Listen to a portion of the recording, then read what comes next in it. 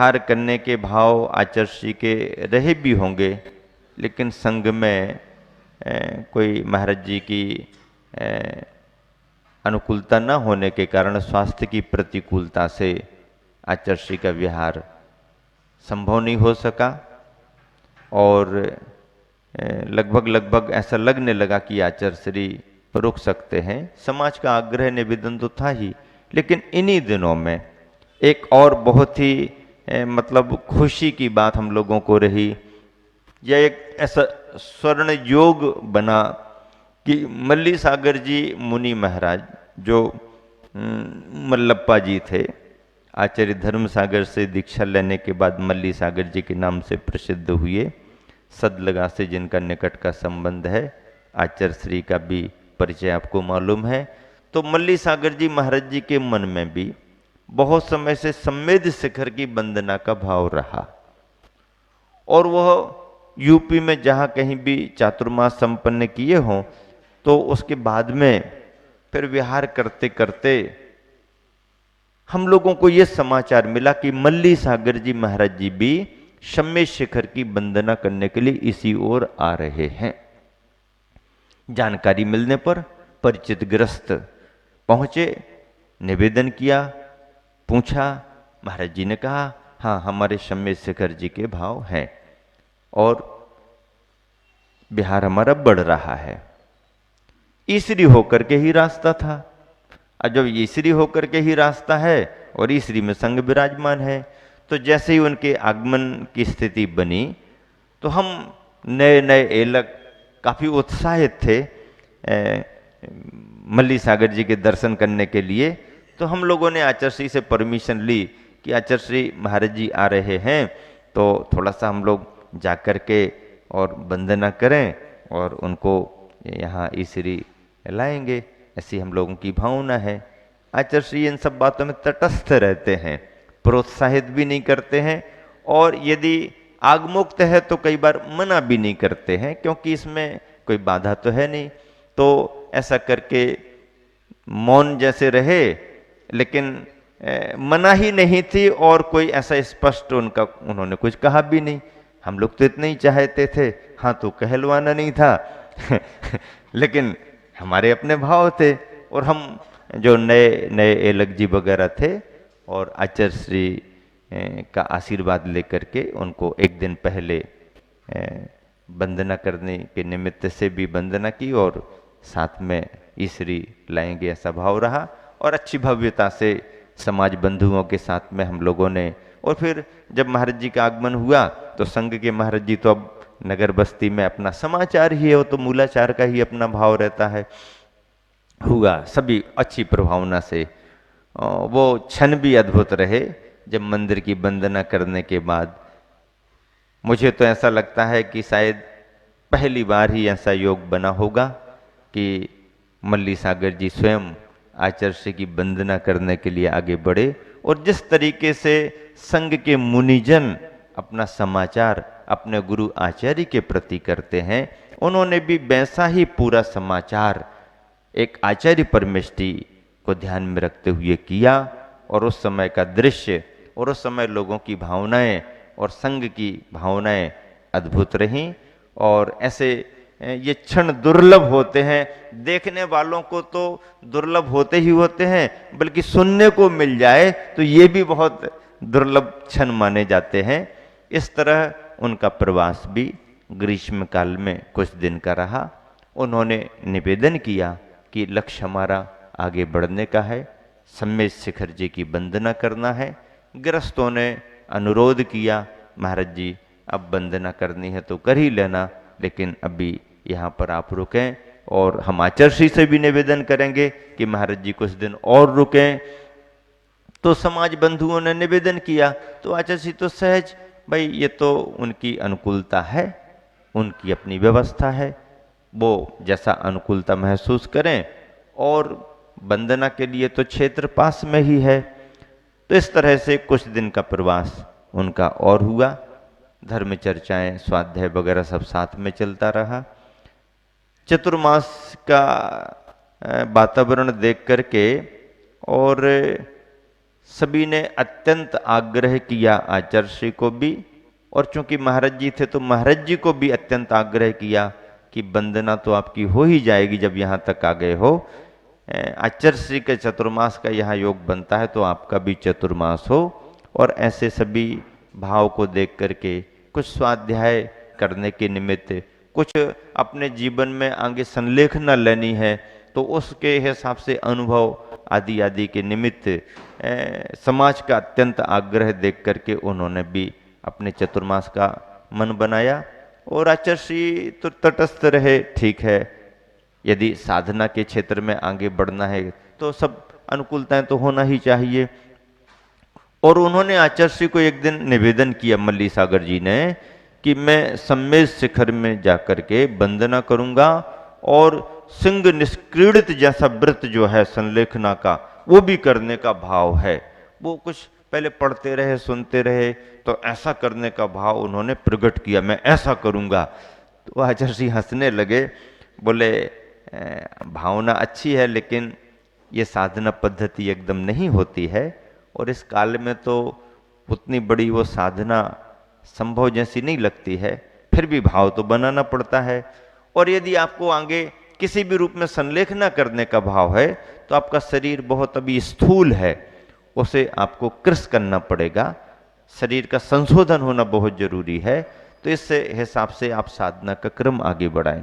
उन्होंने पूछा इसके लिए क्या करना पड़ेगा, तो आचार्य जी ने कहा कि उपवास वगैरह करके या बाकी कुछ ऐसे ऐसे करके इसको क्रम सा धीरे धीरे ही किया जा सकता है। तो उन्होंने इस भावना से संलेखना को लक्ष्य में रख करके आचार्य जी से चारित्र शुद्धि के 1234 उपवासों का संकल्प लिया। चारित्र शुद्धि व्रत का संकल्प आचार्य श्री से उन्होंने ईसरी में लिया। 1234 उपवास क्रम क्रम सा करेंगे और वो करते थे। चतुर्मास भी स्थापित हो गया।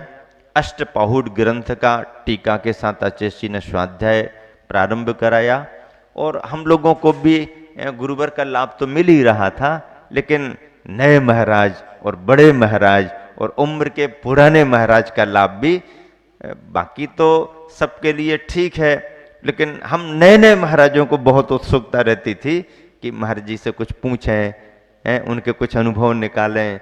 तो ऐसे तो सभी के सामने बात हो नहीं पाती थी, क्योंकि आचार्य श्री और समय सागर, योग सागर जी, नियम सागर जी वगैरह के सामने तो उनसे ज़्यादा बात नहीं हो पाती थी। लेकिन जब भी मौका मिलता, तो जैसे दादाजी महाराज होते ना, तो हम लोग चले जाते, तो वो लोग भी हम लोगों के सिर पर हाथ फेरते रहते, कितने छोटे छोटे महाराज हैं विद्यासागर जी के, कितने छोटे छोटे, ऐसा पूछते क्या करते हो, कहाँ तक पढ़े हो, कितने बरस हो गए। और हम लोगों को भी अच्छी बैयवृत्ति करते करते, और महाराज जी आचार्य जी क्या करते थे, महाराज जी क्या करते थे, फिर धीरे धीरे थोड़ी बात बताएं। आने जाने में ऐसी आहट आ जाए कि आचार्य जी निकल रहे हैं, चुप हो जाओ, हल्ला मत करो, ऐसा करके बहुत प्रसन्नता से एक बार ऐसे ही बैठे बैठे बात करने लगे, तुम लोगों का शरीर क्या है, तुम लोगों का शरीर क्या है। हम लोग किसानी किए हुए हैं, हम लोगों का बलिष्ठ शरीर है, हम लोगों ने बहुत मेहनत की है, और हम लोगों की खुराक भी बहुत अच्छी थी। तो ऐसा वैसा करते हुए हम लोगों ने कहा हम लोग तो सब पढ़ते लिखते ऐसे ऐसे। अरे बोले अच्छा, आप लोग ऐसे, हम लोग ऐसा ऐसा। तो ऐसा सुनाते सुनाते कहते, बोले सुनो, जितना तुम लोगों ने घर में रह करके पानी नहीं पिया है, घर में उतना मैं दूध पी करके आया हूं, इसलिए तो 2-3 उपवास यूं ही कर सकता हूं। ऐसा कहते, 2-3 उपवास यूं ही कर सकता हूं और कर भी लेते थे। हम लोगों को देख करके, तुम लोगों ने घर में रह के जितना पानी नहीं पिया होगा ऐसा कहते, उतना उस समय दूध पी करके आया हूं, उसका शरीर है, तभी तो 2-2 3-3 उपवास कर सकता हूं।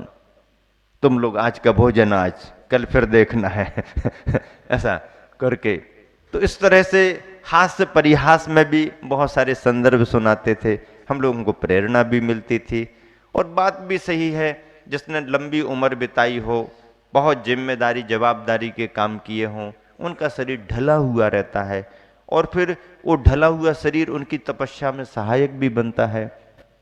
आज का समय हीन संगणन का है, और फिर उतनी चर्या और उम्र भी उतनी नहीं निकलती है। अब हायर सेकेंडरी और थोड़े से कॉलेज के 2-3 बरस निकालने वाले महाराज माता जी, अब क्या कितना समय उनका निकला होगा। फिर भी आचार्य की कृपा से गुरुवर का जो संग तैयार हुआ है, शरीर तो शरीर की जगह होता है, लेकिन स्वाध्याय और साधना में आज सारे देश में बेजोड़ बना हुआ है, और यही उसका अपने आप में महत्व है। ऐसा करते हुए स्थापना के बाद साहुन का महीना निकल गया। वहाँ पर भी आषाढ़ी गुरु पूर्णिमा के साथ श्रावणी पूर्णिमा और रक्षाबंधन, जैसे आप सबने रक्षा के सूत्र बांध बांध करके, जो निर्बंध हैं किसी से नहीं बनते, उनकी पिच्छी को भी बांध बांध करके अपनी भावना यहाँ पर इस चतुर्मास में व्यक्त कर दी है। ठीक है, गृहस्थ कम से कम इतना भाव तो रखता है कि दुनिया के सारे कार्यों में तो लगे हैं, लेकिन सबके बीच देव सास और गुरु का बंधन स्वीकार करते रहें। इसी भाव से तो मंदिर में राखी बांधता है, इसी भाव से गुरु महाराज माता जी कोई मिल जाए तो संयम के उपकरण का महत्व समझ करके आप तो जीवन पर्यंत के लिए संयम से बंधे हो। हम भी चाहते हैं कि संयम से बंधें, और जब तक संयम से नहीं बंध पा रहे तो संयमियों से बंधे रहें। इस भावना से भी कुछ थोड़ा सा कच्चा पक्का धागा बांध करके चले जाते हैं। उनको मालूम भी है कि बांधते देरी नहीं कि यहां से कहीं हुई है कि ये खुलना शुरू हो जाएंगे, लेकिन खुलना शुरू हो जाए तो हो जाए, लेकिन अपनी भावना का बंधन तो एक बांध करके ही आने का उसका भाव रहता है, और यह भी उसके लिए परमार्थ का एक बहुत बड़ा लाभ है। रक्षाबंधन का पर्व भी वहां पर इसी रूप में मनाया गया। जैसे ही सावन समाप्त हुआ, भाद्रपद की तैयारियां प्रारंभ करती ही है समाज, और वहां पर आचार्य के सानिध्य में बहुत अच्छे से पर्वराज पर्यूषण 10 लक्षणों में सारे देश के लोग जो हर वर्ष आते हैं, चौके का लाभ लेने के भाव से, स्वाध्याय का लाभ लेने के भाव से, धर्म प्रभावना में सम्मिलित होने के भाव से सभी की उपस्थिति वहां पर हुई। और उसी पर्यूषण की संपन्नता के बाद पहले तो लोग आते गए ईसरी में सब रुकते गए, वंदना बाद में करेंगे, वंदना बाद में, अभी चतुर्मास में पर्यूषण ऐसा वैसा। और पूर्णिमा करके जैसे ही निकले और पहाड़ पर जाने की तैयारी 1-2 दिन में कर रहे होंगे कि समाचार 1-2 दिन बाद ही पहुंच गया कि ईसरी में तो मुनि दीक्षाएं हो रही।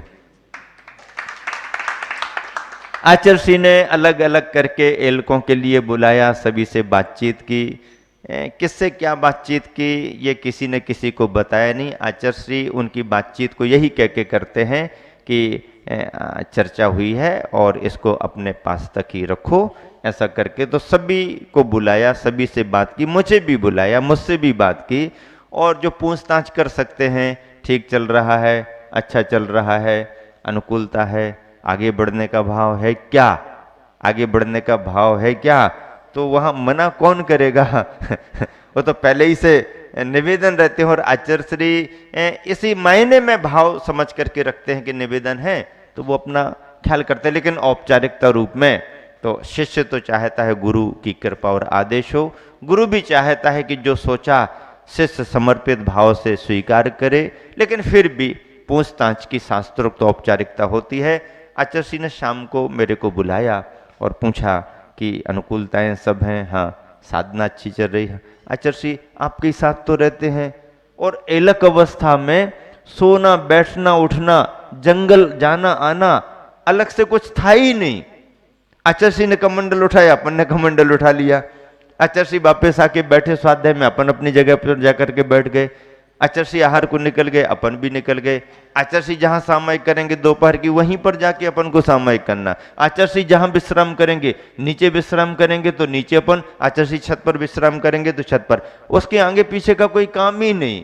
मतलब 24 घंटे गुरुवर के छाया में रहना है, ऐसा भाव था और ऐसा लाभ लिया भी। और हमारे साथ और भी सभी महाराज जी भी इसी भावना में थे, सभी लोगों ने लाभ लिया। हम 3-4 अहिलक जी तो आचार्य श्री के पास ही विश्राम करते थे। दोपहर की सामयिक लगभग सभी एलकों ने आचार्य श्री के सानिध्य में की।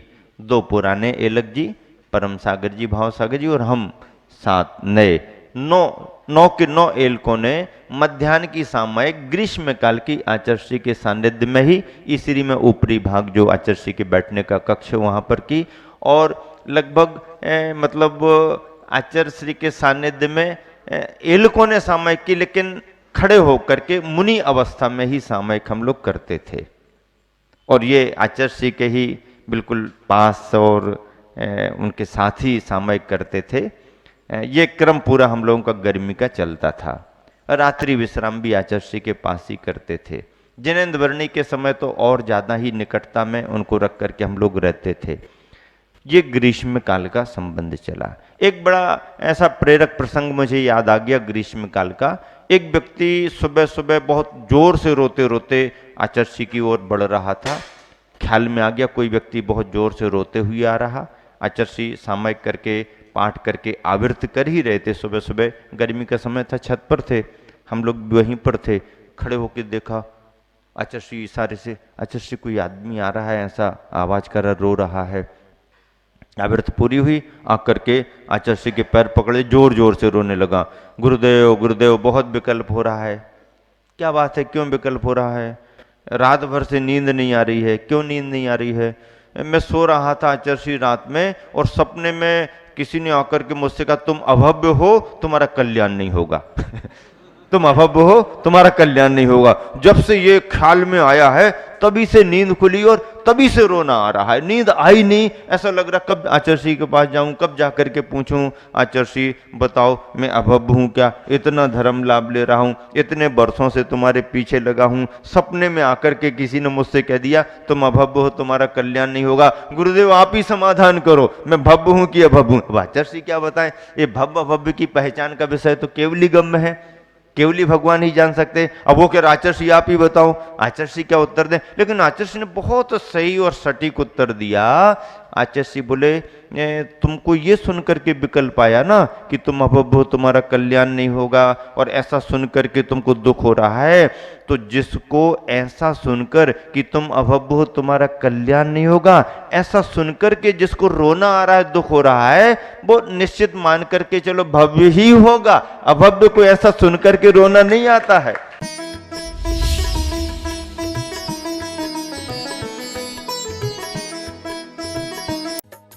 इस कार्यक्रम के पुण्याजक थे नवीनाथ युवा मंडल शहडोल,